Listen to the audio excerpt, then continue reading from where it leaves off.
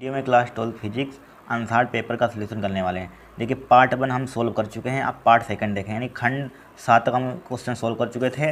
अब यहाँ से क्वेश्चन नंबर 4 से शुरू करें, यानी खंड दा।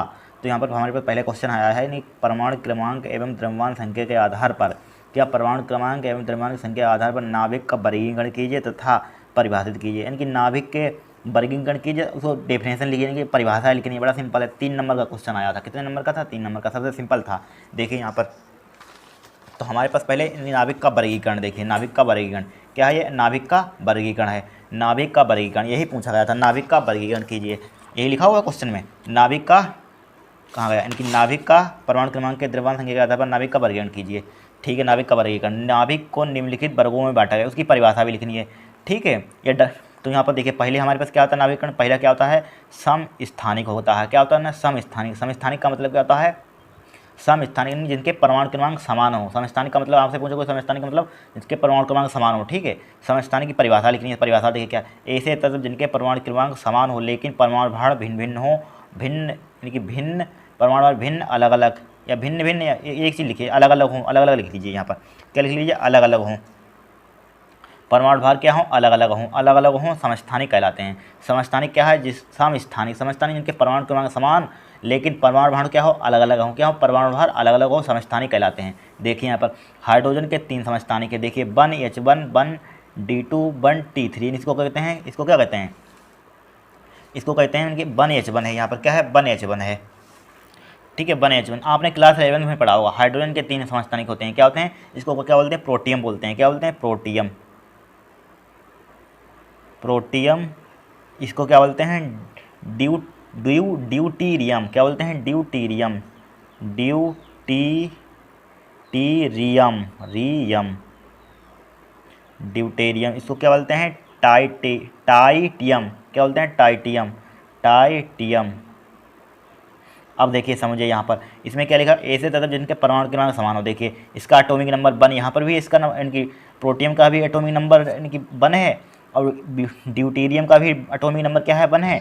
टाइटियम की एटॉमिक नंबर भी 1 है, यानी कि परमाणु क्रमांक इसका भी 1 है, इसका भी 1 है, इसका 1 है। इसी में लिखा हुआ ऐसे तत्व जिनके परमाणु क्रमांक समान हो। देखिए इसका भी परमाणु क्रमांक बराबर है, इसका भी परमाणु क्रमांक बराबर है। ऐसे आपको एग्जाम्पल लिखने हैं जिनके परमाणु क्रमांक बराबर हों। तो यहाँ पर एग्जाम्पल हमारे पास इसका भी 1H1 का होता है, 1D2 मतलब डी का होता है, ड्यूटेरियम का परमाणु क्रमांक 1 होता है, इसका भी परमाणु क्रमांक 1 होता है, टाइटेनियम का। यही लिखा हुआ अलग। लेकिन परमाणु भार देखिए, इसके परमाणु भार मतलब कि 1 इसका है, 2 इसका है, 3 देखिए अलग अलग है। यहाँ पर क्या है? अलग अलग है। यही इसी टाइप से हमें परिभाषा बनानी है। ठीक है, फिर देखिए दूसरा हमारे पास वर्गीकरण क्या है? दूसरा समभारिक होता है। क्या होता है? समभारिक। समभारिक की डेफिनेशन क्या होती है? ऐसे तत्व जिनके परमाणु भार समान हो लेकिन परमाणु क्रमांक, यहाँ पर देखिए इसी से पता चल रहा है समभारिक। समभारिक भार, भारिक मतलब भार, जिसके परमाणु भार क्या हो? समान हो। इसी से पता चल रहा है जिसके परमाणु भार समान हो लेकिन परमाणु क्रमांक भिन्न हो। क्या हो? लेकिन परमाणु क्रमांक भिन्न हो, समभारिक कहलाते हैं।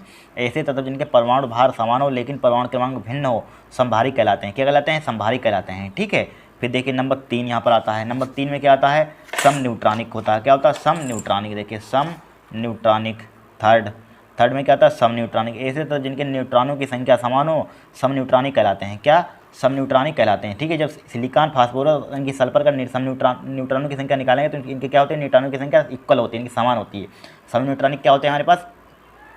ऐसे तत्व जिनके न्यूट्रॉनों की संख्या समान हो, सम न्यूट्रॉनिक कहलाते हैं। क्या कहलाते हैं? सम न्यूट्रॉनिक कहलाते हैं। इसके लिए आपको एग्जाम्पल लिख देना है, सिलिकॉन का, फास्फोरस का, सल्फर का। ठीक है, इस टाइप से इसका वर्गीकरण करना था। एक नंबर की तीनों परिभाषा थी। एक नंबर की ये थी, एक नंबर की ये, एक नंबर की डायरेक्टली परिभाषा पूछी जाती है। संभारिक समस्थानिक संभारिक की परिभाषा लिखी, इस टाइप से भी आ सकता है। सम न्यूट्रॉनिक की परिभाषा लिखी है। ठीक है, इनके शॉर्ट क्वेश्चन में 1 नंबर में इस टाइप से भी आया था क्वेश्चन। अब इस बार आया था नाभिक का वर्गीकरण। यही वर्गीकरण होता है। निम्नलिखित नाभिक को निम्नलिखित वर्गों में बांटा गया, यानी समस्थानिक में बांटा गया, संभारिक में बांटा गया, सम न्यूट्रॉनिक होता है। क्योंकि इसको क्वेश्चन में बोला इसकी परिभाषा भी लिखी, इसकी परिभाषा भी हमने लिखी थी, इसकी भी परिभाषा लिखी थी, इसकी भी परिभाषा लिखी थी, इसकी भी परिभाषा लिखी थी। बड़ा सिंपल है। ठीक है, अब देखिए नेक्स्ट क्वेश्चन। यहाँ पर नेक्स्ट क्वेश्चन क्या है? यहाँ पर देखिए स्टार लगाओ, ये नोर गेट क्या है? काट दिएगा। इसकी तर्क ती खींचिए तथा सत्य सारणी प्राप्त कीजिए, यानी कि इसे काट दिया गया सिलेबस से।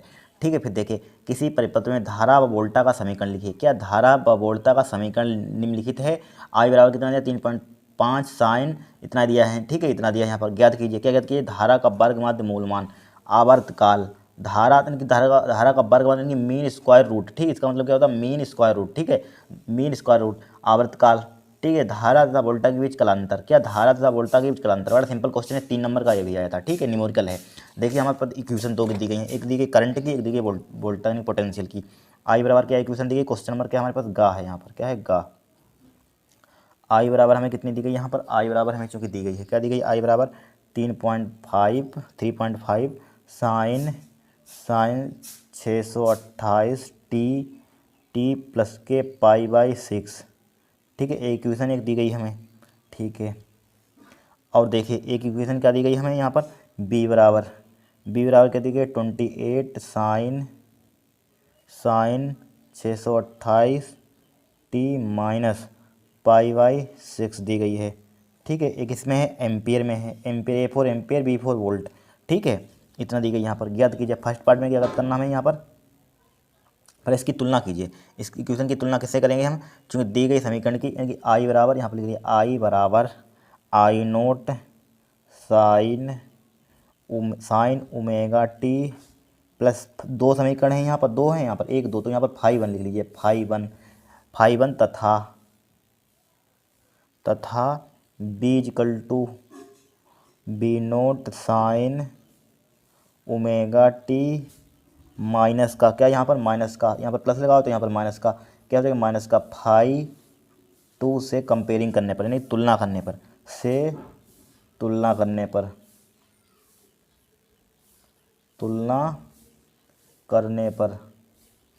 ठीक है, तुलना इसकी कर दीजिए, तुलना करेंगे यहाँ पर।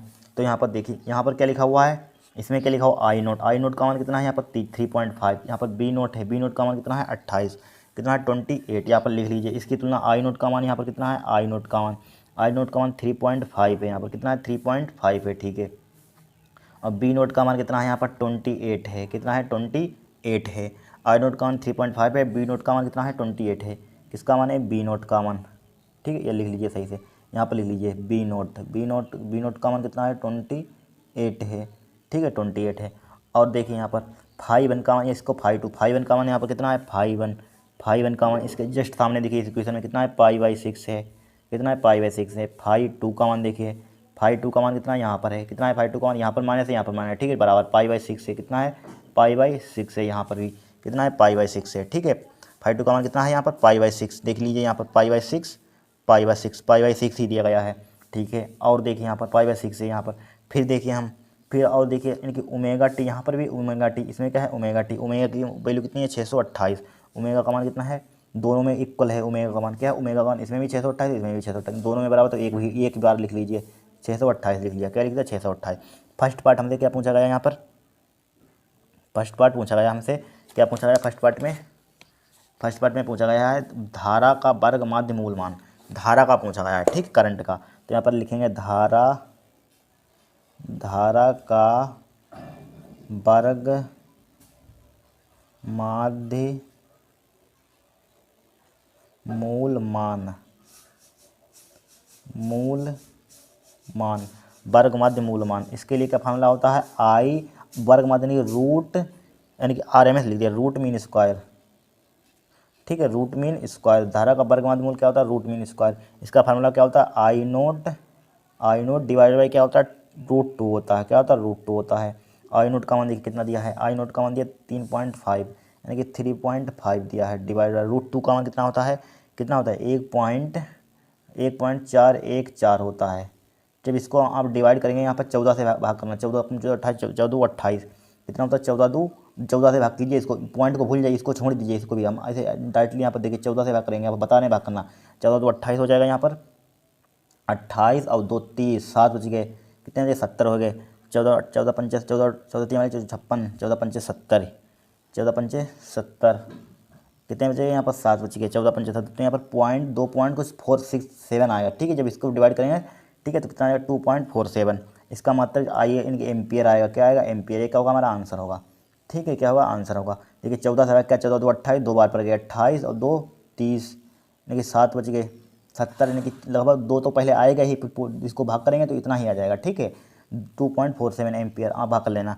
फिर क्या पूछा गया सेकंड पार्ट में, यहाँ पर सेकंड पार्ट में पूछा गया आवर्तकाल टाइम पीरियड, यानी कि आवर्तकाल। सेकंड पार्ट में क्या पूछा गया है धारा का वर्ग माध्य मूल मान, ठीक है, मूल मान हो गया। अब यहाँ पर पूछा गया है धारा का वर्ग माध्य मूल मान हो गया। सेकंड पार्ट में देखिए आवर्तकाल, आवर्तकाल आवर्तकाल देखिए, आवर्तकाल का फॉर्मूला क्या होता है हमारे पास, टी बराबर होता है, क्या होता है, 2 पाई/ओमेगा, क्लास 11th में पढ़ा होगा, t/ओमेगा होता है, ठीक है, 2 पाई/ओमेगा। तो यहाँ पर क्या देखिए 2 मल्टीप्लाई पाई का मान कितना होता है 3.14, कितना होता है 3.14 डिवाइड बाई ओमेगा की वैल्यू कितनी दी गई है, ओमेगा की वैल्यू 628 है, कितनी है 628 है, 628 काट दीजिए, 2 से 2 कन 2, 2 3 6, 2 कन 2, 2 चक्कू 8, 2 चक्कू 8 हो गया। तो बड़ा सिंपल हो गया यहाँ पर, ठीक है। तो कितना आ जाएगा 3.14 डिवाइड बाई क्या हो जाएगा 314।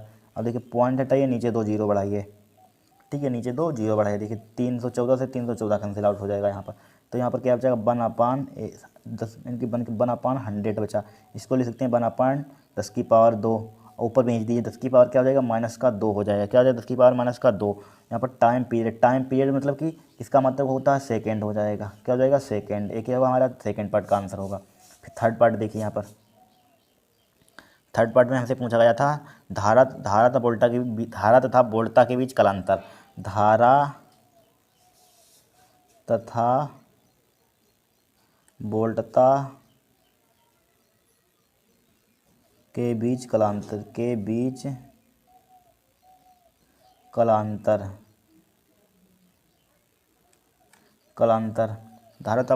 कलांतर किस तरह से निकालते हैं, यानी कि फाई से लिखते हैं, कलांतर को कैसे लिखते हैं फाई, तो फाई 1 माइनस का क्या हो जाएगा यहाँ पर फाई 2 हो जाएगा, यहाँ पर क्या हो जाएगा फाई 1 माइनस के फाई 2, ठीक है। यहाँ पर देखिए एक यहाँ पर क्या लिखा हुआ है माइनस के लिखा हुआ है माइनस के पाई/6, यहाँ पर क्या था प्लस का था, तो यहाँ पर फाई 2 क्या है फाई 2, यहाँ पर क्या हो जाएगा, यहाँ पर इसकी तुलना करेंगे तो यहाँ पर फाई 2 का मान माइनस हो जाएगा, क्या हो जाएगा फाई 2 का मान माइनस, यहाँ पर फाई 2 का मान माइनस लिख लीजिए, ठीक है, माइनस का हो जाएगा, यहाँ पर जब भी माइनस था तो माइनस लिख लेना, ठीक है, बटन जीरो हो जाएगा तो गलत हो जाएगा, कलम तक जीरो नहीं आएगा।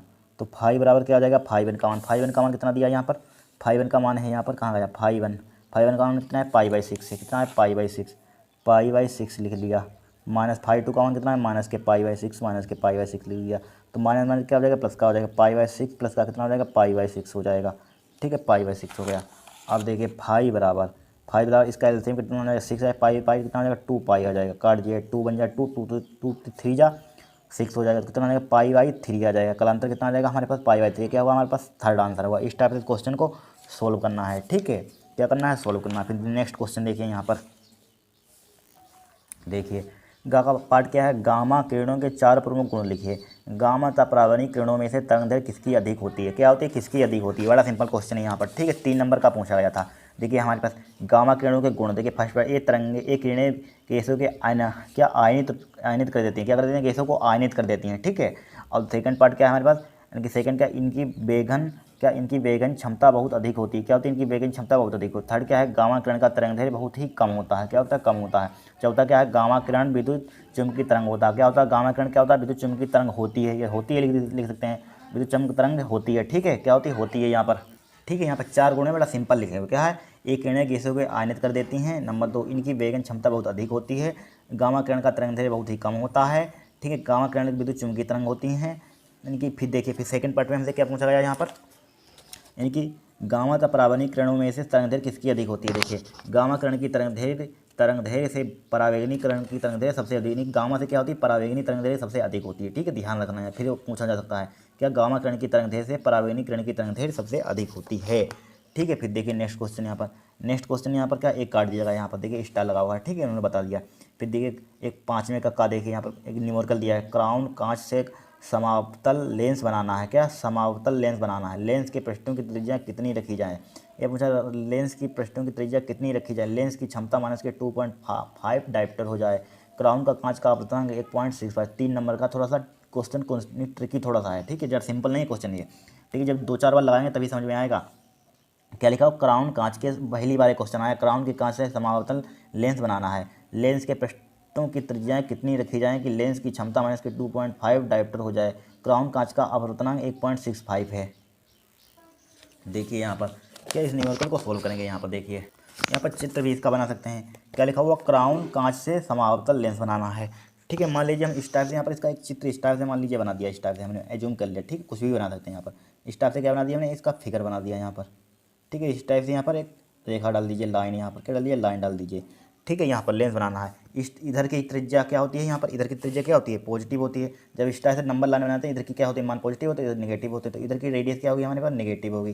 क्या होगी, माइनस के नेगेटिव होगी। क्या होगी, माइनस के नेगेटिव होगी। R1 तो इसको मान लेंगे R1, क्या मान लेंगे, R1 का मान क्या मान लेंगे, माइनस के R, और यहाँ पर तो इसको क्या मान लेंगे हम, R2 मान लेंगे। यहाँ पर क्या मान लेंगे, बराबर R2। R2 का मान कितना है, R है हमारे पास, क्या है, प्लस का R है। किसका है, प्लस का R है। ठीक है, प्लस का R है। फिर देखिए यहाँ पर सबसे पहले यहाँ पर क्वेश्चन पढ़िए, क्वेश्चन जरूर पढ़िए। ठीक है, समतल बना, लेंस के पृष्ठों की त्रिज्या कितनी रखी जाए, यानी कि पृष्ठों की त्रिज्या है कितनी कितनी रखी जाए। ठीक है, कितनी हो सकती है। लेंस की क्षमता कितनी है, माइनस के 2.5 डायप्टर हो जाए। लेंस की क्षमता कितनी है, 2.5 डायप्टर हो जाए। तो सबसे पहले हमारे पास क्या होता है, फार्मूला होता है। ठीक है, 1/f होता है। क्या होता है, 1/f, इसको याद कर लेना। 1/, सूत्र होता है, क्या होता है, 1/f इक्वल टू क्या होता है, n माइनस के 1 होता है, 1/r1 होता है, माइनस का 1/r2 होता है। ठीक है, 1/r2 होता है। सही से आपने फिजिक्स पढ़ी तभी इसको लगा सकते हैं, वरना बनना नहीं लगा पाएंगे। ठीक है, 1/f इक्वल टू क्या है, माइनस के 1/r1 माइनस के 1/r2 होता है।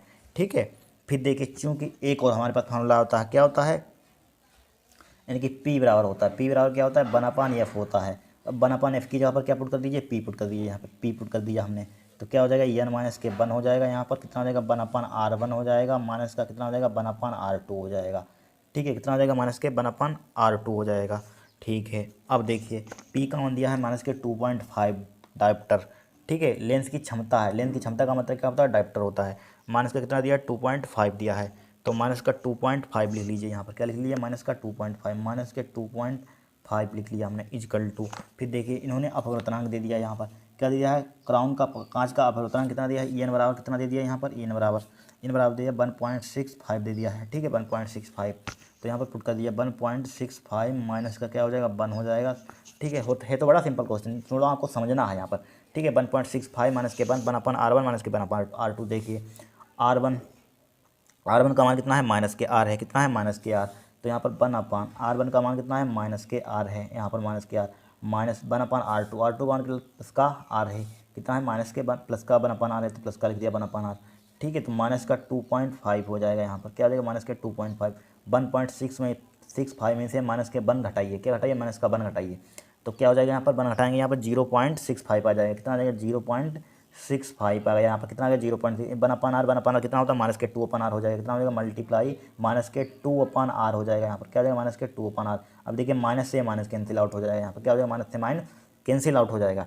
अब देखिए इसकी मल्टीप्लाई कर दीजिए, इसमें क्या कर दीजिए, इसकी मल्टीप्लाई। कितना हो जाएगा, 5 दूनी 10 का 0 हो जाएगा, 6 दूनी 12 13 हो जाएगा। 2.5 इक्वल टू 5 दूनी 10 का 0, 6 दूनी 12, 1 12 1 13 हो जाएगा। पॉइंट कितने का, 2 केवल लगा दिया, पॉइंट लगा दिया। डिवाइड बाई क्या हो जाएगा, R हो जाएगा पॉइंट। अब इसको 0 को हटा दीजिए तो कितना हो जाएगा, 1.3 डिवाइड बाई क्या हो जाएगा, यहाँ पर R हो जाएगा। यहाँ पर क्या हो जाएगा, R हो जाएगा। ठीक है, हमें R का मान निकालना है। यहाँ पर क्या हो गया, हमारे पास 2.5 इक्वल टू क्या हो गया, 1.3 डिवाइड बाई क्या हो जाएगा, R हो जाएगा यहाँ पर। ठीक है, R हो गया। अब देखिए R को ऊपर ले आइए, R वाला क्या हो जाएगा, 1.3 डिवाइड बाई क्या हो जाएगा, 2.5 हो जाएगा। कितना हो जाएगा, 2.5 हो जाएगा। ठीक है, अब देखिए आपका पॉइंट से पॉइंट हट जाएगा। यहाँ पर 13 बटे कितना आ जाएगा, 25 आ जाएगा। कितना आ जाएगा, 25। जब इसको डिवाइड करेंगे यहाँ पर कितना आ जाएगा, R बराबर आ जाएगा हमारे पास 0.52 आ जाएगा। 125 पंचे 125, 25 छक्का 150, 25 पंचे 125 होता है। यहाँ पर क्या होता है, यहाँ पर देखिए ये भाग कीजिए, भाग नहीं कर पाएंगे 25 से जब भाग करेंगे 0.52 आ जाएगा। ठीक है, 0.5 देखिए दिखा देते हैं भाग करके। 25 से भाग करना है 1/3 में। ठीक है, यहाँ पर देखिए 25 यहाँ पर 0 लगाइए, यहाँ पर एक 0 बढ़ाइए, 0 13। ठीक है, 13 आ गया यहाँ पर, या यहाँ पर 13, यहाँ पर 0 लगा दिया अपने आप। ठीक है, यहाँ पर या यहाँ पर डायरेक्टली 13 0 लगा सकते हैं। यहाँ पर क्या लगा सकते हैं, डायरेक्टली यहाँ पर 0 लगाया, फिर यहाँ पर 0। तो यहाँ पर क्या होगा, पॉइंट लगाया, यहाँ पर क्या लगाया, पॉइंट लगा के क्या बढ़ा दिया, एक 0 बढ़ा दिया। ठीक है, यहाँ पर 13, यहाँ पहले 0 बार डाला, क्योंकि चूँकि यहाँ पर A बढ़ा है, तब इसलिए क्या पड़ता है, जो 0 बार पड़ता है। तो यहाँ पर क्या है, पॉइंट लगाया, 0 बढ़ा दिया। अब 25 पंचे 125 होता है। कितना होता है, 125। 130 में 125 से कितना बचेगा, 5 बचेगा। कितना बचेगा, 5 बचेगा। ठीक है, 5 बचा। अब पॉइंट लगा 50 बढ़ा, 25 दूना 50 हो जाएगा, 50 हो गया। तो इसीलिए 0 यानी कि 0.52 आ गया। ठीक है, R का मान कितना आ गया हमारे पास, 0.52।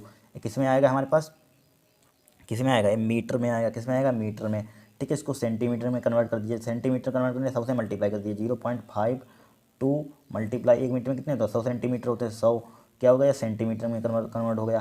तो R बराबर कितना हो जाएगा, यहाँ पर 52 सेंटीमीटर हो जाएगा। यानी कि R का मान आ गया कितना, 52 सेंटीमीटर। ठीक है। इसे ए भी उत्तरमाला में दिया हो सकता है, ए भी दिया हो सकता है, आप यहीं पे छोड़ सकते हैं, कोई दिक्कत नहीं।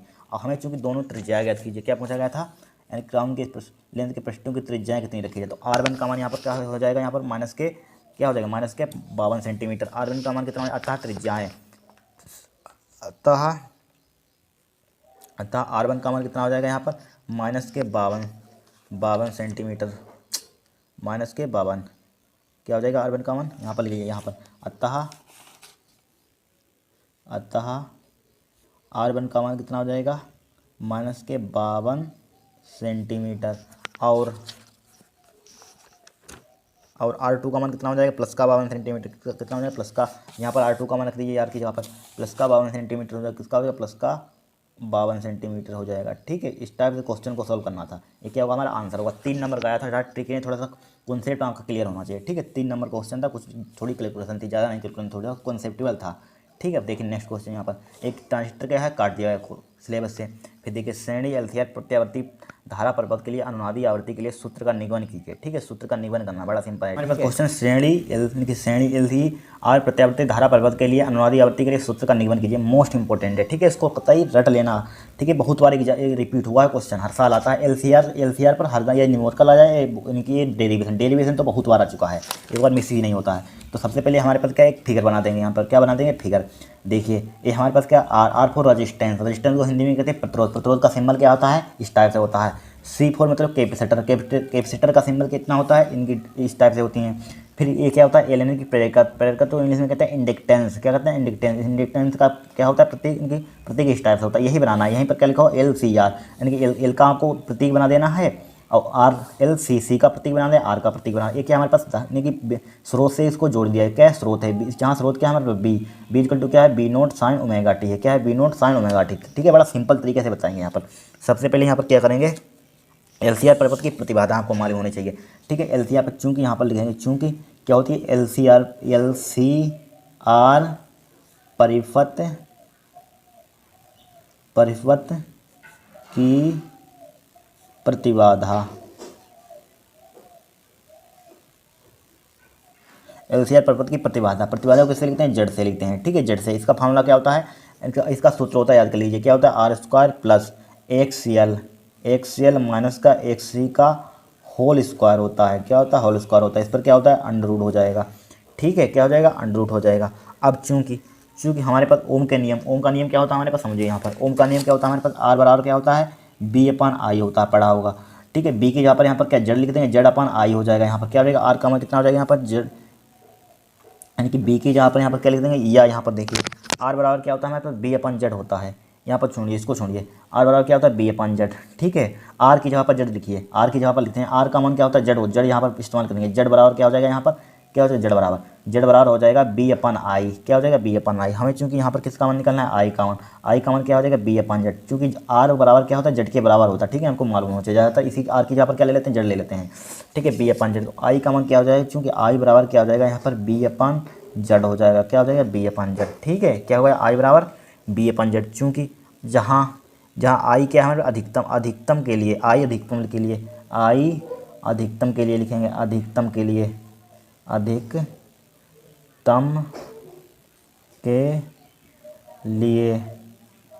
अधिकतम के लिए।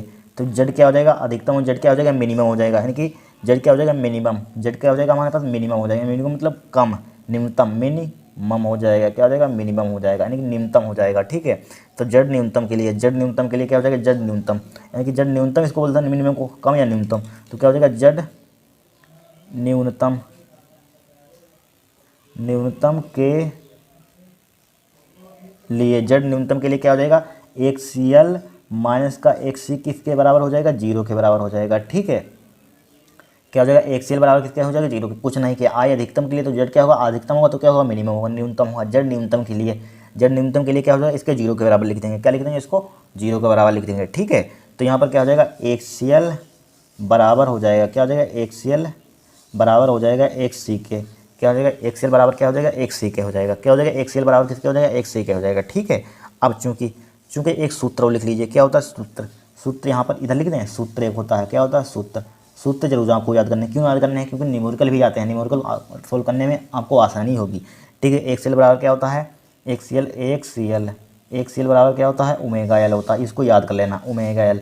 और क्या होता है हमारे पास फार्मूला एक सी बराबर क्या होता है धारती प्रतिघात, क्या होता है धारती प्रकार प्रेरकत्व प्रतिघात। एक सी क्या होता है 1/, ओमेगा सी होता है, ठीक है 1/, ओमेगा सी। अब देखिए यहाँ पर हम एक सी एल की जगह पर क्या पुट कर देंगे ओमेगा एल पुट कर देंगे, यहाँ पर पुट कर दीजिए ओमेगा एल हो जाएगा इजकल टू एक्स सी की जगह पर क्या हो जाएगा एक्स सी की जगह पर क्या हो जाएगा 1/, ओमेगा सी हो जाएगा 1/, ओमेगा सी पुट कर दिया, ठीक है क्या पुट कर दिया 1/, ओमेगा सी पुट कर दिया, ठीक है। अब देखिए यहाँ पर क्या कर सकते हैं, यहाँ पर हम ओमेगा की मल्टीप्लाई इधर कर दीजिए, तो ओमेगा एल मल्टीप्लाई क्या हो गया ओमेगा हो गया बराबर क्या हो जाएगा 1/, सी। ओमेगा की मल्टीप्लाई कीजिए, ओमेगा की मल्टीप्लाई करेंगे कितना हो जाएगा ओमेगा स्क्वायर हो जाएगा एल हो जाएगा बराबर क्या हो जाएगा 1/, सी हो जाएगा। यहाँ पर मान लीजिए हमें यहाँ पर ओमेगा की मान निकालना है, किसका मान निकालना है ओमेगा का मान निकालना है, तो क्या हो जाएगा 1/, एल क्या है मल्टीप्लाई करनी चाहिए, किसका हो जाएगा डिवाइड का हो जाएगा एल सी हो जाएगा ओमेगा स्क्वायर वाला कितना हो जाएगा 1/, एल सी हो जाएगा। जब यहाँ पर रूट हटाएंगे तो क्या आ जाएगा यहाँ पर ओमेगा बराबर स्क्वायर लगाएंगे तो कितना हो जाएगा 1/, एल सी हो जाएगा, किसका आ जाएगा अंडर रूट में आ जाएगा, यहाँ पर क्या आ जाएगा अंडर रूट में। इसका वर्गमूल कितना होता है, यानी कि 1 का वर्गमूल 1 होता है, एल सी का वर्गमूल नहीं पता होता, इसको रूट में लिख दीजिए, क्या लिख दीजिए रूट में। 1 का रूट कितना होता है 1 होता है, 12 क्लास में पढ़े इतना तो मालूम होगा कितना होता है 1 होता है, ठीक है इतना आ जाएगा हमारे पास। अब चूँकि एक और आपको फार्मूला याद कर लेना यहीं पर ले लें, चूँकि हमारे पास फार्मूला क्या होता है एक ओमेगा बराबर आपने क्लास 11 में पढ़ा होगा क्या होता है 2πf होता है, क्या होता है 2πf होता है, ठीक है। एफ बराबर क्या होता है 2πf होता है, एफ जहाँ क्या होती है आवर्ती होती है, क्या होती है आवर्ती, ठीक है 2πf। अब देखिए यहाँ पर ओमेगा की जगह पर क्या पुट कर देंगे 2πf पुट कर देंगे, क्या पुट कर देंगे 2πf पुट कर दिया, क्या पुट कर दिया 2πf बराबर क्या हो जाएगा 1/, एल सी हो जाएगा, ठीक है 1/, एल सी हो गया 1/, एल सी, ठीक है 2πf इक्वल टू क्या हो गया 1/, एल सी हो गया। हमें चूँकि यहाँ पर क्वेश्चन में, ठीक है हमें चूँकि यहाँ पर क्या निकालना है अनुनादी आवृत्ति के लिए सूत्र का निगमन कीजिए। अनुनादी आवृत्ति मतलब एफ का मान निकालना है, यहाँ पर किसका मान निकालना है एफ का मान, क्वेश्चन में कहा गया है, थोड़ा समझिए क्वेश्चन को भी समझिए। एफ बराबर क्या हो जाएगा यहाँ पर एफ बराबर क्या हो जाएगा 1/2π एल सी हो जाएगा, क्या हो जाएगा एल सी 2π एल सी। यही क्या हमें फार्मूला ड्राइव करना है, क्या करना है यही तो ड्राइव करना था फार्मूला हमें, ठीक है यही सिद्ध करना था, यही निकालना था। यह क्या है अनुनादी आवृत्ति, यही क्या है अनुनादी आवृत्ति, यही अनुनादी आवृत्ति है, अनुनादी आवृत्ति है, क्या है यही अनुनादी आवृत्ति है, ठीक है। क्या क्या फिर से समझिए, सबसे पहले आपको एक फिगर बनाना है, यहाँ पर क्या बनाना है चित्र बनाना है, जहाँ आर क्या है रेजिस्टेंस है इंडक्टेंस है, ठीक है यानी कैपेसिटर इंडक्टेंस है यानी प्रतिरोध संधारित्र क्या है इसको प्रेरकत्व बोलते हैं। इसको स्रोत से जोड़ दिया, स्रोत का में बी हो रहा क्या B naught sine omega T, ठीक है इतना चित्र बना देंगे, ठीक है। यहाँ पर माना भी लिखते हैं, माना हमारे पास एक परिपथ है जिसका प्रतिरोध की जिसमें एक प्रतिरोध लगा हुआ है, एक संधारित्र लगा हुआ है, एक प्रेरकत्व लगा हुआ है, इसको एक स्रोत से जोड़ देते हैं जिसका मान क्या है B equal to B naught sine omega T, ठीक है माना भी लिख सकते हैं, आप 12th क्लास में पढ़ने अपने आप से लिख सकते हैं, ठीक है। सबसे पहले देखिए हमारे पास पूछा गया श्रेणी एल सी आर परिपथ धारा परिपथ के अनुनादी आवृत्ति के लिए सूत्र का निगमन कीजिए। तो एल सी परिपथ के लिए प्रतिबाधा का फार्मूला होता है जेड बराबर, जो एल सी आर परिपथ पढ़ा होगा उसमें आता है फार्मूला, ठीक है ये ड्राइव होता है। जेड बराबर क्या होता है root R square plus X L minus के एक्स सी का होल स्क्वायर होता है, ठीक है। आई बराबर क्या होता है बी अपन जेड, हमने बताया कहाँ से फार्मूला आया। आई अधिकतम लिए कि जेड क्या हुआ मिनिमम न्यूनतम हो, जेड न्यूनतम के लिए क्या होता है एक्स एल माइनस के एक्स सी इक्वल टू क्या होता है 0 के बराबर होता है, किसके बराबर होता है 0 के बराबर। तो एक्स एल बराबर एक्स सी सूत्र होता है हमारे पास बराबर, उधर इसको उधर ले जाएंगे किसका हो जाएगा प्लस का हो जाएगा, माइनस का क्या किसका हो गया प्लस का हो गया। एक्स एल चूँकि फार्मूला होता है एक्स एल बराबर क्या होता है एक्स सी के एक्स एल बराबर क्या होता है ओमेगा एल के, एक्स सी क्या होता है जहाँ ओमेगा क्या होता है आवृत्ति कोणीय आवृत्ति बोल सकते हैं, ठीक है कोणीय आवृत्ति, ठीक है ओमेगा, ठीक है 1/, ओमेगा सी, इनकी सी क्या होता है संधारित्र होता है। ओमेगा बराबर क्या होता है 2πf होता है फार्मूला, ठीक है एक सी का ये फार्मूला होता है, ठीक है। तो यहाँ पर पुट कर दिया ओमेगा एक्स एल का मान पुट कर दिया, एक्स सी का मान पुट कर दिया, ठीक है। इसका ओमेगा इसकी मल्टीप्लाई इधर कर दी तो ओमेगा स्क्वायर हो जाएगा, एल को नीचे भेज दिया, तो उसको स्क्वायर हटाया इस पर रूट आ गया तो इसका 1 का वर्गमूल 1 होता है, रूट क्या एल सी हो जाएगा। तो इसका फार्मूला होता है 2πf होता है, क्या होता है 2πf होता है, ठीक है 2πf 1/, एफ का मान चूँकि निकालना तो कितना 1/2π, ठीक है ऑब्जेक्टिव में ही आ जाता है, इस पर न्यूमेरिकल भी आ जाता है, ठीक है आवृत्ति का मान याद कीजिए। इस टाइप से करना है। नेक्स्ट क्वेश्चन क्या है यहाँ पर ए होगा हमारे पास, फिर देखिए गा है वोहर के परमाणु मॉडल को समझाइए, ठीक है उससे अगर आपको अथवा में सबसे सिंपल वाला क्वेश्चन पढ़ना, देखिए उससे सिंपल क्या था, एक क्वेश्चन था, सबसे सिंपल एक क्वेश्चन आया था, ठीक है, 3 नंबर का था, उसमें थोड़ा टाइम लगा, थोड़ा बड़ा है, बोर के परमाणु मॉडल को समझे, ये सबसे सिंपल था, 2 मिनट का क्वेश्चन था, 3 नंबर का था, पूछ रहे हैं थोड़ा, ठीक है। पहले यहाँ पर बोर के परमाणु मॉडल को देखिए, बोर का परमाणु मॉडल, यहाँ पर नील्स बोर परमाणु मॉडल भी आ सकता है, मुख्य अवग्रह या परिकल्पनाएं आ सकता है क्वेश्चन, यानी कि बोर के परमाणु मॉडल की परिकल्पनाएं लिखी है। तो हमारे पास 3 परिकल्पनाएं उन्होंने दी, क्या होती है, प्रथम परिकल्पना क्या होती है, इस परिकल्पना के अनुसार इलेक्ट्रॉन के चारों ओर वृत्ताकार कक्षाओं में चक्कर लगाता है। क्या इस परिकल्पना के अनुसार इलेक्ट्रॉन के चारों ओर वृत्ताकार कक्षा, इलेक्ट्रॉन के चारों ओर वृत्ताकार कक्षाओं में चक्कर लगाता है, ठीक है, ठीक है। यहाँ पर लिख दीजिए कि इस परिकल्पना के अनुसार इलेक्ट्रॉन नाभिक के चारों ओर छूट गया, ठीक है, नाभिक के चारों ओर वृत्ताकार कक्षाओं में चक्कर लगाता है। यहाँ पर लिख लीजिए नाभिक, ठीक है, नाभिक यहाँ पर लिख लीजिए, नाभिक यहाँ पर लिख देते हैं नाभिक, ठीक है, नाभिक यहाँ पर लिख देना, क्या लिख देंगे, इस परिकल्पना के अनुसार इलेक्ट्रॉन नाभिक के चारों ओर वृत्ताकार कक्षाओं में चक्कर लगाता है। हमें मालूम है चूँकि इलेक्ट्रॉन क्या नाभिक के चारों क्या होता है, चक्कर लगा जाता है, इस टाइप से नाभिक होता है, इस टाइप से क्या चक्कर चक्कर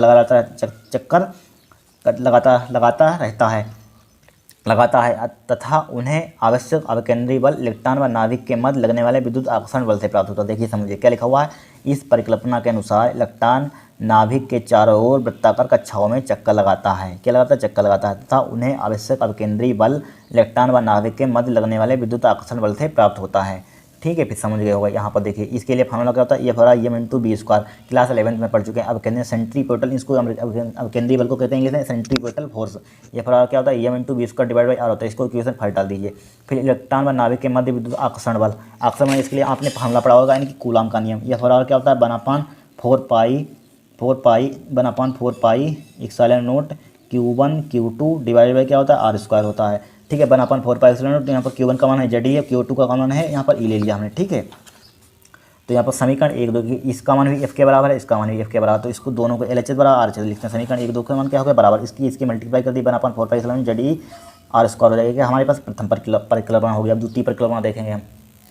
द्वितीय परिकल्पना देखिए क्या लिखी हुई है, इलेक्ट्रॉन व नाभिक के चारों ओर केवल उन्हीं कक्षाओं में चक्कर लगाते हैं जिनमें उनका कोणीय संवेग h/2 पाई पूर्ण गुणज रूप में हो, क्या पूर्ण गुणज रूप में हो, ठीक है। द्वितीय परिकल्पना क्या है, इलेक्ट्रॉन व नाभिक के चारों ओर केवल उन्हीं कक्षाओं में चक्कर लगाते हैं जिनमें उनका कोणीय संवेग h/2 पाई पूर्ण गुणज के रूप में हो। इसके लिए कोणीय संवेग क्या होता है, इसी पर NH/2 पाई होता है, क्या होता है, NH/2 पाई, ठीक है। फिर कोणीय संवेग ये बराबर होता है MBR, इसको दोनों को बराबर कर दिए जाए, यानी का 1, 2, 3 डॉट बहुत होते हैं, इनको बराबर कर दिए, या हमारे पास आ गया। फिर देखिए तृतीय परिकल्पना क्या होती है, जब इलेक्ट्रॉन एक कक्षा से दूसरी कक्षा में संक्रमण करता है तो फोटोन के रूप में ऊर्जा उत्सर्जन का या अवशोषण होता है। अवशोषण मतलब निकलती है, अवशोषण मतलब वो करता है, ठीक है, अवशोषण करता है। माना यहाँ पर इस टाइप से तृतीय परिकल्पना आपको लिख देनी है। माना इलेक्ट्रॉन की N1 कक्षा में N2 कक्षा में संक्रमण करता है, ई बराबर क्या होता है, ये EN1 माइनस के EN2, EN1 जहाँ क्या EN1 क्या है, N1 कक्षा में इलेक्ट्रॉन की ऊर्जा, EN2 क्या है, EN2 इलेक्ट्रॉन की ऊर्जा, ठीक है, जहाँ यहाँ पर लिख दिए जहाँ, ठीक है। इस टाइप से का बोर का परिणाम, थोड़ा सा क्वेश्चन थ्योरेटिकल था। अब देखिए इसको न्यूमेरिकल सोल्व करेंगे। यहाँ पर क्या है हमारे पास, यहाँ पर कहाँ गया, यानी कि एक उत्तेजित हाइड्रोजन परमाणु के इलेक्ट्रॉन की ऊर्जा माइनस के 3.4 इलेक्ट्रॉन वोल्ट है। इस इलेक्ट्रॉन का कोणीय संवेग ज्ञात कीजिए।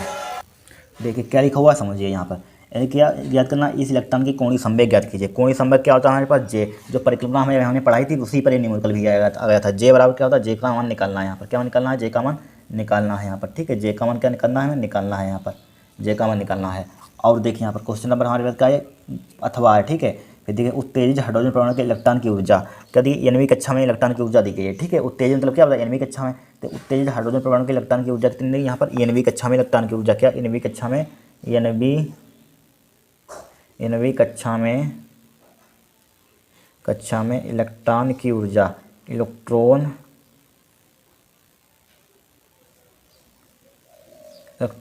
की ऊर्जा, इलेक्ट्रॉन की ऊर्जा क्या होती है, ई बराबर फार्मूला होता है, क्या होता है, ई बराबर हमारे पास क्या होता है, माइनस के 13.6 डिवाइड बाई क्या होता है, एन स्क्वायर होता है। ये किस में होती है, इलेक्ट्रॉन वोल्ट में होती है, किस में होती है, इलेक्ट्रॉन वोल्ट में।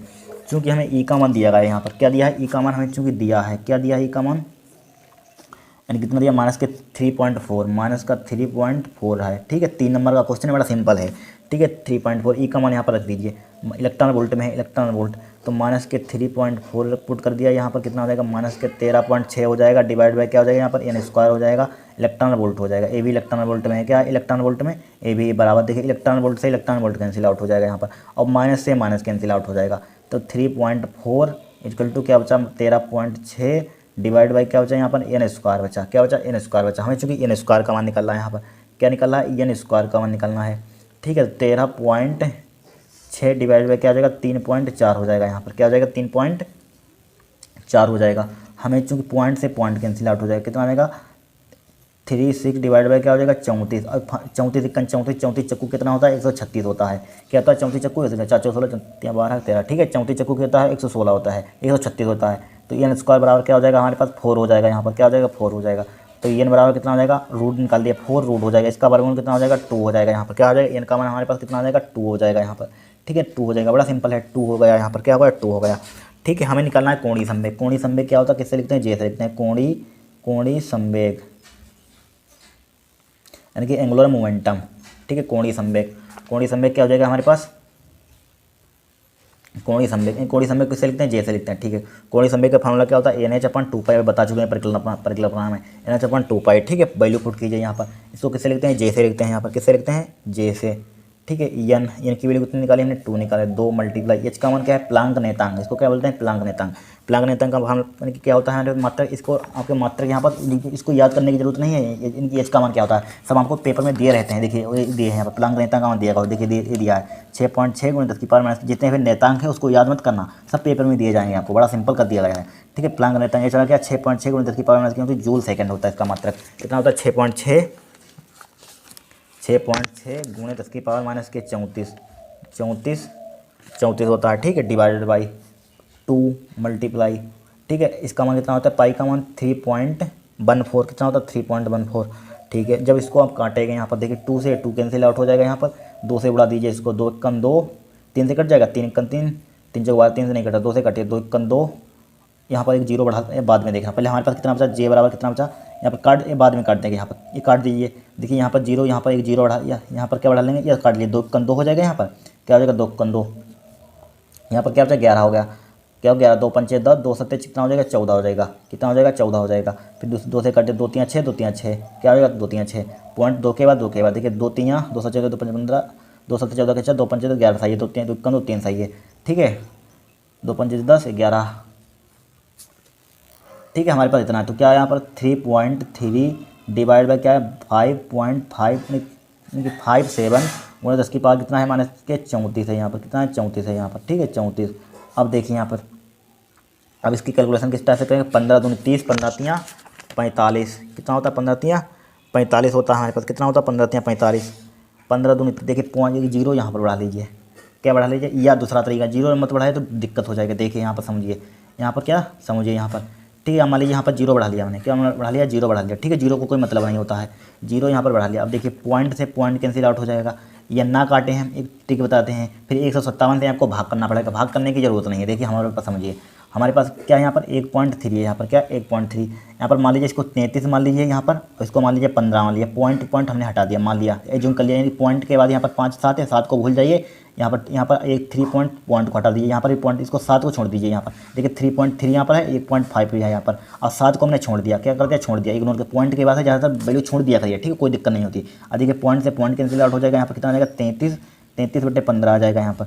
अब काटिए 15 1 15 15 दूनी 30 हो गया, पॉइंट लगाया 3 बच गए, फिर कितना होगा 3 बच गए, फिर कितना हो गया 30 हो गया, 15 दूनी 30 कितना हो जाएगा 15 दूनी 30 है यहाँ पर लगभग, यानी कि 2 के बराबर है, यहाँ पर 2.2 भी हमारा आंसर सही है, ये 2.1 भी सही है, ठीक है 2.1 यहाँ पर लिख देते, थोड़ा कम लिख देते हैं, ज़्यादा नहीं लिखते हैं, ठीक है 2.1 यहाँ पर क्या है 10⁻⁻34 है, 10⁻⁻34 10⁻⁻34, ठीक है। इसका कोणीय संवेग का मात्रक क्या होता है किलोग्राम मीटर स्क्वायर प्रति सेकंड, क्या होता है प्रति सेकंड होता है, ठीक है। क्या हुआ हमारा आंसर होगा, देखिए क्वेश्चन अब हमारे पास क्या है डा है, ठीक है 3 नंबर का आया था।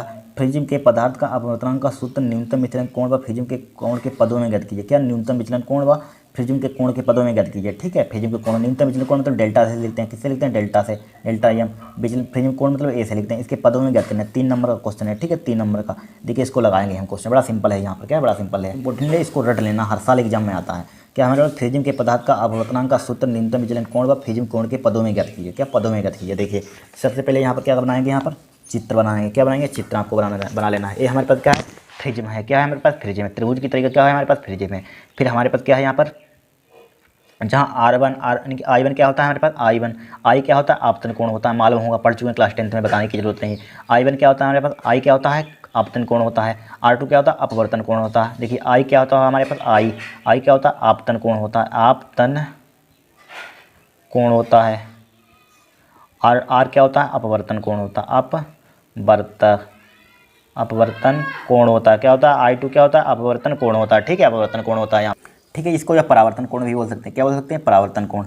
अपवर्तन कोण या परावर्तन कोण, परावर्तन कोण भी बोल सकते हैं। ठीक है, परावर्तन कोण। यहाँ पर परावर्तन कोण लिख लीजिए, या परावर्तन कोण या अपवर्तन कोण, कोई दिक्कत नहीं, छोड़िए।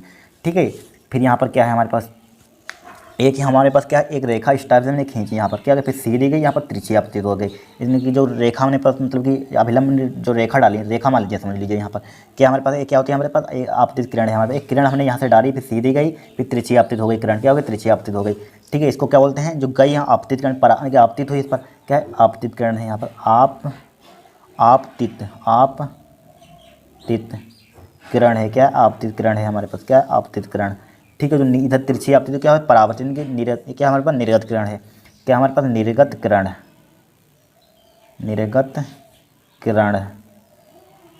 ठीक है, क्या हमारे पास निर्गत किरण है।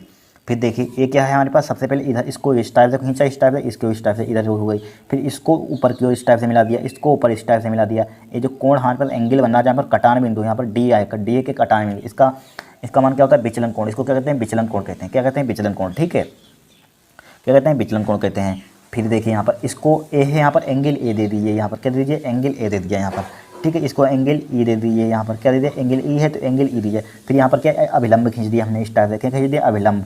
ठीक है, अभिलंब मतलब 90 डिग्री का कोण हो। क्या इस टाइप से अभिलंब खींच दिया। ठीक है, कोण आप चित्र बना सकते हैं। इसके नाम दे दिए ABC, इसका नाम दिया Q, इसका नाम दिया R। कोई नाम दे सकते हैं यहाँ पर, PC कोई भी कहीं भी दे सकते हैं, कोई दिक्कत नहीं होती है। ठीक है, यहाँ पर अब यहाँ पर न्यूनतम विचलन कोण के लिए क्या होता है, I1 का मान I2 के बराबर होता है। उसको छोड़िए, क्या होता है हमारे पास, जब न्यूनतम विचलन होता है, क्या होता है, न्यूनतम विचलन होता है,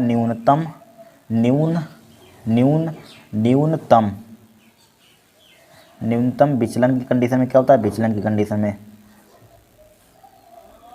न्यूनतम विचलन की कंडीशन में क्या होता है, I1 का मान I2 के बराबर होता है। ठीक है, R1 का मान R2 के बराबर होता है। ठीक है, आपको मालूम होना चाहिए, बेसिक बातें हैं। ठीक है, फिर देखिए इसको डेरिवेशन को करेंगे हम। क्या करेंगे, डेरिवेशन को। सबसे पहले यहाँ पर समझिए, यहाँ पर क्या लेंगे, त्रिभुज लगाइए। यहाँ पर त्रिभुज हम क्या लेंगे, यहाँ पर QDR दिख रहा है आपको, त्रिभुज दिख रहा है यहाँ पर। देखिए त्रिभुज दिख रहा है, क्या दिख रहा है, QDR। आपको दिखा देते हैं। देखिए इससे एक ये त्रिभुज दिख रहा है इस टाइप से, ये त्रिभुज क्या है, QDR।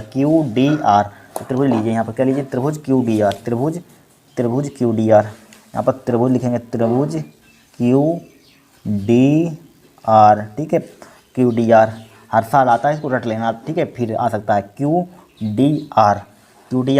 फिर यहाँ पर लगेगा QDR में, R में लिख दीजिए, R में बहिष्कोण से, बहिष्कोण प्रमेय से लिखते हैं, बहिष्कोण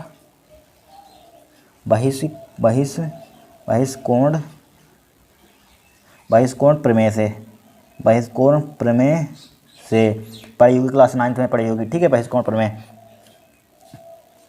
क्या होती है, बहिष्कोण प्रमेय। यहाँ पर देखिए बहिष्कोण प्रमेय, यहाँ पर सबसे पहले हमारे पास क्या I1 है, यहाँ पर क्या है, I1 है। ठीक है, क्या है हमारे पास, I1। इस एंगल का मान हमें मालूम, मान लीजिए हमने x मान लिया, इसको क्या मान लिया हमने, y मान लिया। यहाँ पर क्या मान लिया, y मान लिया। बहिष्कोण प्रमेय समझ लिए, बहिष्कोण प्रमेय क्या होता है, मान लीजिए एक त्रिभुज है हमारे पास, क्या त्रिभुज है। ठीक है, इस टाइप से, ये क्या बाहर निकाल दिया, बहिष्कोण मतलब बाहर वाला कोण, ये बाहर वाला कोण है।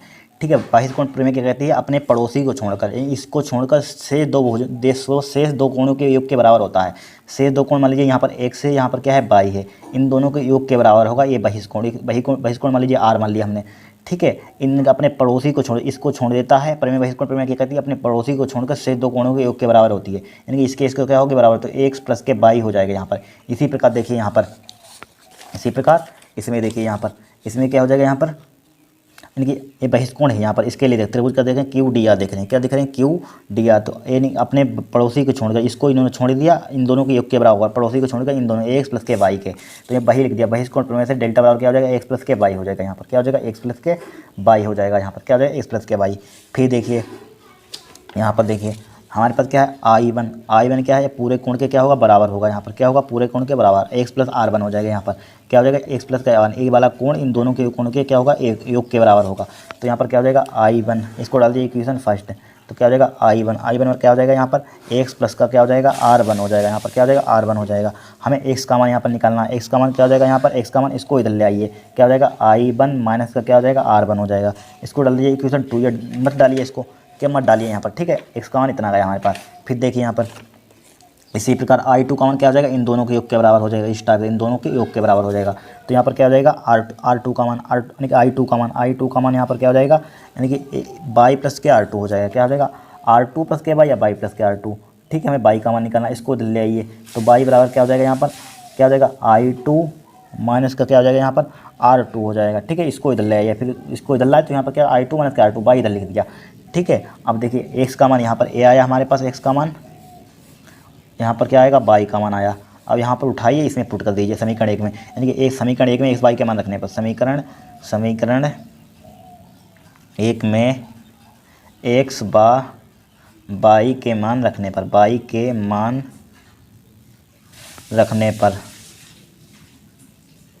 एक्स बाई के मान रखने पर, ठीक है, इसमें पुट कर दिए तो क्या हो जाएगा डेल्टा बराबर क्या हो जाएगा एक्स प्लस के बाई। एक्स का मान कितना है हमारे पास, एक्स का मान निकला आई वन माइनस का क्या निकला आर वन प्लस इसका मान कितना निकाला बाई का मान आई टू माइनस के आर टू निकाला, ठीक है। इसका मान यहाँ पर पुट कर दिया ए वाला, अब बाई का मान ए वाला पुट कर दिया, यहाँ पर क्या कर दिया ए वाला पुट कर दिया, ठीक है। समीकरण एक्स बाई का समीकरण। अब देखिए यहाँ पर कुछ यहाँ पर कॉमन दिख रहा होगा आपको, देखिए क्या कॉमन दिख रहा है यहाँ पर आई वन आर टू, यहाँ पर क्या ले लेंगे यहाँ पर कॉमन बताइए। यहाँ पर कॉमन यहाँ पर ले सकते हैं, क्या ले सकते हैं यहाँ पर आपको बताते हैं। यहाँ पर क्या आई वन माइनस के आर वन है, यहाँ पर क्या है आर वन, यहाँ पर माइनस ही कॉमन मिल सकता है, प्लस के क्या है आई टू माइनस के क्या है यहाँ पर आर टू है, यहाँ पर क्या है आर टू।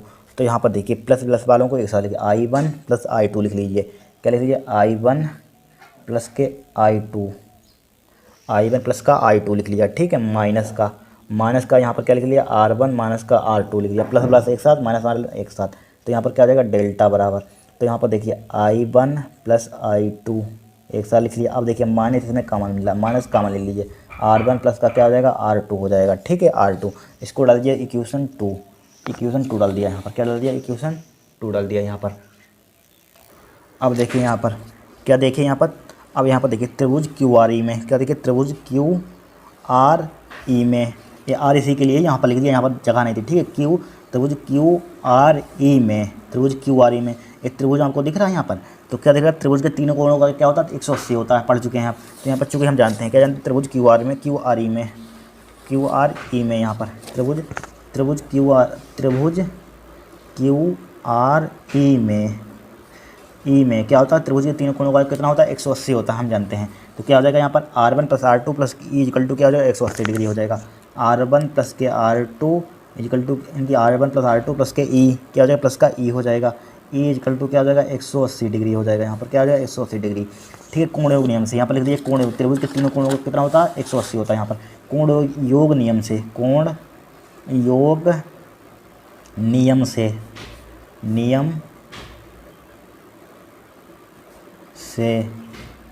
कोण योग नियम से लिख दिया, ठीक है। कोण योग नियम से लिख दिया, इतना समझ गए होंगे यहाँ पर।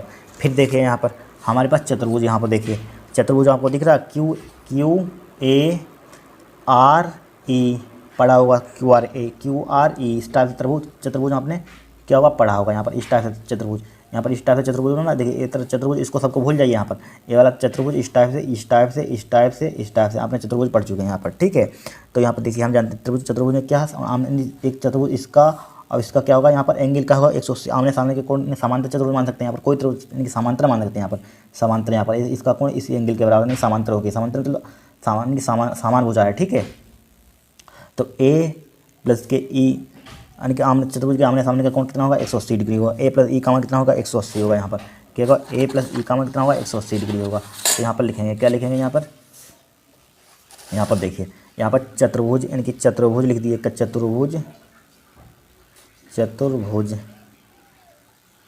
चतुर्भुज क्या लिखेंगे चतुर्भुज क्यू ए आर ई में चतुर्भुज क्यू ए आर ई में क्या हो जाएगा एंगल ए प्लस के ई हो जाएगा, क्या हो जाएगा एंगल ए नॉर्मल लगे डायरेक्टली लिखे ए प्लस का क्या हो जाएगा ई हो जाएगा यहाँ पर, ठीक है। ई इक्वल टू क्या दिया 180 डिग्री दिया, इसको डाल दिए यहाँ पर इसको डाल दिया समीकरण 2, इसको डाल दिया समीकरण 3, इसको डाल दिया समीकरण 4 डाल दीजिए। ठीक है, समीकरण देखिए 180 क्या इसके बराबर, इसके बराबर, तो समीकरण 3 व 4 से यहाँ पर लिखिए, समीकरण 3 व 4 से देखिए यहाँ पर लिखिए समीकरण 3 व 4 से। दूसरा पेज ले लेते हैं, यहाँ पर क्या लिख देंगे, समीकरण 3 व 4 से, समीकरण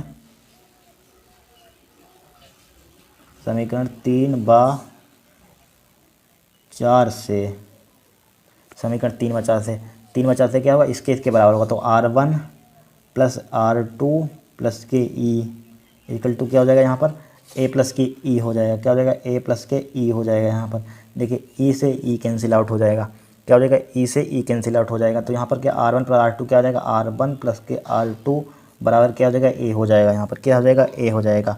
ठीक है, हमने एक बताया था, क्या बताया था, a बराबर क्या हो जाएगा, R1 प्लस के R2, R1 प्लस के R2। हमने क्या बताया था, न्यूनतम विचलन के लिए क्या बताया था, पहले न्यूनतम विचलन के लिए,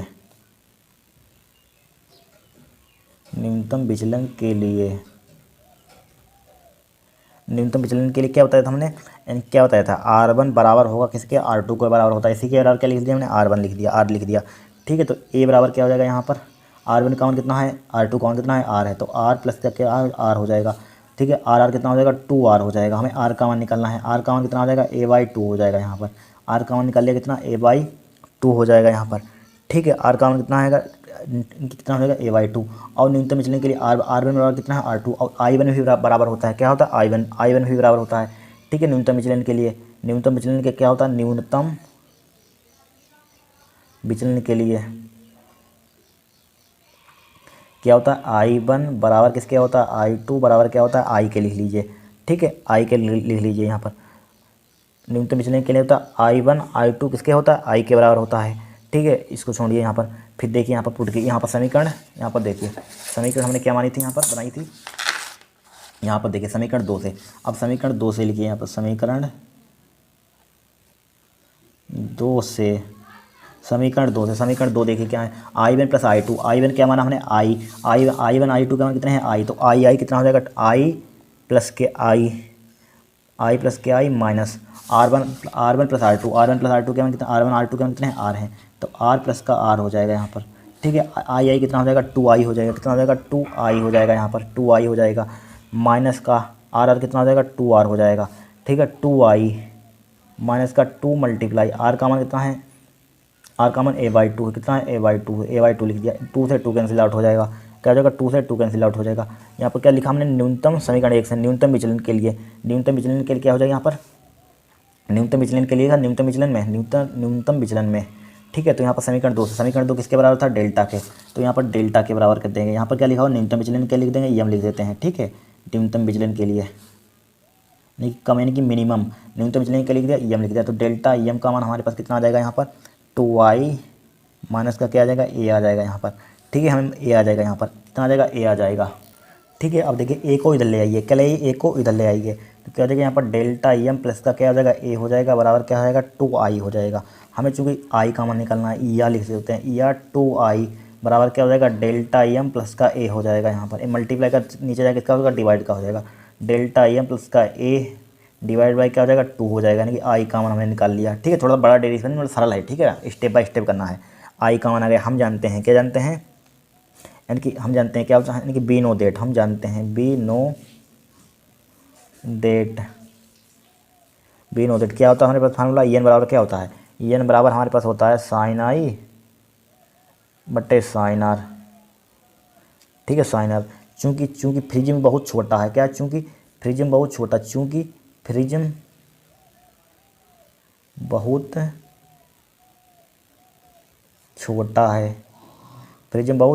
है, क्या है, फ्रिज्म बहुत छोटा, इसलिए साइन को छोड़ने पर, साइन को इग्नोर करने पर, रिजेक्ट करने पर, छोड़ दीजिए यहाँ पर, तो EN बराबर क्या हो जाएगा, साइन को भूल जाएगा, क्या हो जाएगा, I/R हो जाएगा। यहाँ पर क्या हो जाएगा, I/R हो जाएगा। ठीक है, हमें R की इधर मल्टीप्लाई कीजिए, EN/R बराबर क्या हो जाएगा, I हो जाएगा, तो I बराबर क्या हो जाएगा, यहाँ पर EN/R हो जाएगा। ठीक है, क्या हो जाएगा, EN/R हो जाएगा। ठीक है, अब देखिए I का मान निकाल चुके हैं, I का मान कितना, ये निकाला हमने, डेल्टा एम, क्या निकाला, डेल्टा एम प्लस के a डिवाइड बाई क्या निकाला, 2 निकाला, बराबर EN इंटू आर का मान हमने कितना निकाला था, आर का मान देखिए, आर का मान निकाला था a/2 निकाला था, ठीक है, a/2 आर का मान निकाला था a/2, ऊपर देख लेना a/2 लिख दिया। आर का मान निकला a/2, देखिए 2 से 2 कैंसिल आउट हो जाएगा, यहाँ पर क्या हो जाएगा 2 से 2 cancel, delta E M plus का a इजकल टू क्या हो जाएगा यहाँ पर en a हो जाएगा। यहाँ का a क्या है मेरे पास, देखिए डेल्टा एम क्या न्यूनतम विचलन को, ए क्या है मेरे पास फ्रीजिंग कोण, एन क्या है अपवर्तनांक है, ठीक है, मालूम होने चाहिए। फिर देखिए यहाँ पर डेल्टा एम का मान निकालना है मान लीजिए, तो यहाँ पर क्या हो जाएगा एन ए हो जाएगा, उसको उधर ले जाएंगे, क्या हो जाएगा माइनस का ए हो जाएगा, यहाँ पर क्या हो जाएगा माइनस का ए हो जाएगा, ठीक है। तो डेल्टा ई एम बराबर क्या हो जाएगा यहाँ पर एन माइनस का 1 हो जाएगा इंटू क्या हो जाएगा ये हो जाएगा। यही हमें क्या करना था, प्रूफ करना था फार्मूला, क्या यही हमारे पास क्या है, क्या न्यूनतम विचलन कोण है, क्या अपवर्तनांक है, क्या है ए है। और यही किसी बार एक क्वेश्चन यानी प्रूव करने के लिए, सिद्ध करने के लिए आ जाता है, ठीक है। और इसी पर इनकी इसको भी कर सकते हैं, यहाँ पर भी सही है, या इसको ले सकते हैं, या क्या ले सकते हैं यहाँ पर हम, एन बराबर फार्मूला क्या होता है साइन आई डिवाइड बाई क्या होता है साइन आर होता है, क्या होता है साइन आर होता है। इसको भी प्रूव कर सकते हैं, देखिए एन बराबर आई का मान हमने कितना निकाला था, आई का मान देखिए, आई का मान ये निकाला delta E M A plus divide by 2, क्या निकाला आई का मान साइन, हाई स्कूल में आपने ये पढ़ा होगा formula, delta E M plus का ए डिवाइड बाई 2, ठीक है। आर का मान देखिए कितना निकाला था, आर का मान निकाला था a/2 यहाँ पर पुट कर दीजिए, ए वाई साइन a/2 हो जाएगा। ये फार्मूला इस पर भी न्यूमेरिकल आ जाता है, ठीक है। इस टाइप से इसको प्रूव करा। यहाँ पर बड़ा सिंपल क्वेश्चन है, कुछ नहीं, इसको रट लेना, 3 नंबर का 100% आएगा क्वेश्चन, ठीक है। फिर हर साल क्योंकि थोड़ा सा बड़ा है यहाँ पर, बड़ा सिंपल है, थोड़ा सा कैलकुलेशन इसमें ज़्यादा है, ठीक है। बेसिक बातें आपको क्लास 9 10 की मालूम है तो हो जाएगा, कुछ नहीं है, ठीक है। इसको तैयार कर लेना अच्छे से, एग्जाम में आएगा, ठीक है। इस टाइप से क्वेश्चन है। फ्रीजिंग के पदार्थ का अपवर्तनांक का सूत्र न्यूनतम विचलन कोण पर फ्रीजिंग कोण के पदों में प्राप्त कीजिए, ठीक है। हमने पदों में प्राप्त कर दिया यहाँ तक आपको करना है, बस यहाँ तक भी कर सकते हैं, कोई दिक्कत नहीं है, पूरे नंबर मिलेंगे, ठीक है। 3 नंबर का आता है, कभी कभी 5 नंबर की आ जाता है, लेकिन 3 नंबर का ज़्यादातर आता है।